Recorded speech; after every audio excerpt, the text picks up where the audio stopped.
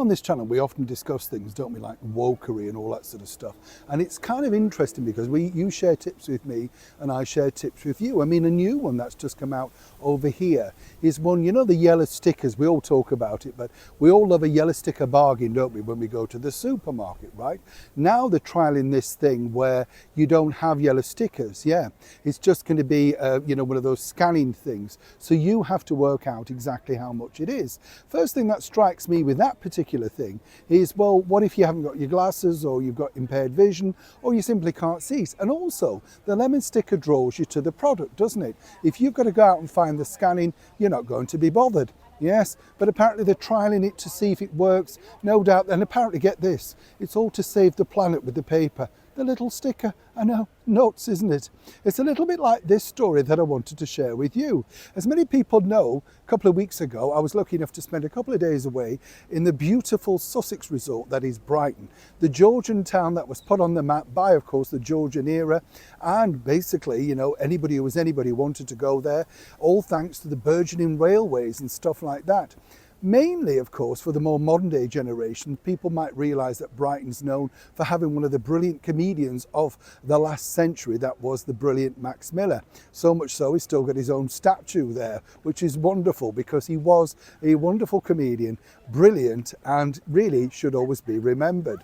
But you see, the town itself, I have to say, when I was there, I noticed just how quiet it really was, even though it was a nice, beautiful, hot, sunny day.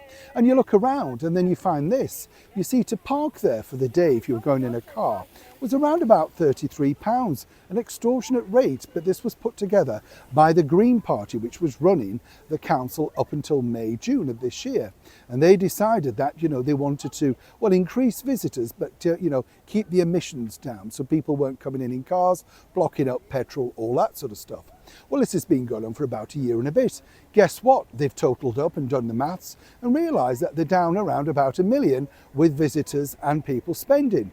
But you see, the blockheads running the council at that time had got no idea, because it folds on, doesn't it? It's you and I not having, say, fish and chips or stopping for a cup of tea, or indeed going at all because it's too expensive on the train. Whichever way, when you come up with these madcap ideas that we all have to do our bit to save the planet, I get that.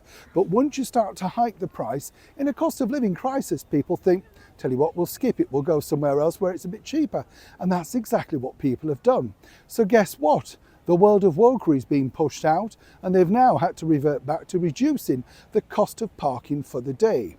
But you see, the problem now is ruined because you've got to get that message back to all those wonderful people that that you turned away during a wonderful sunny summer.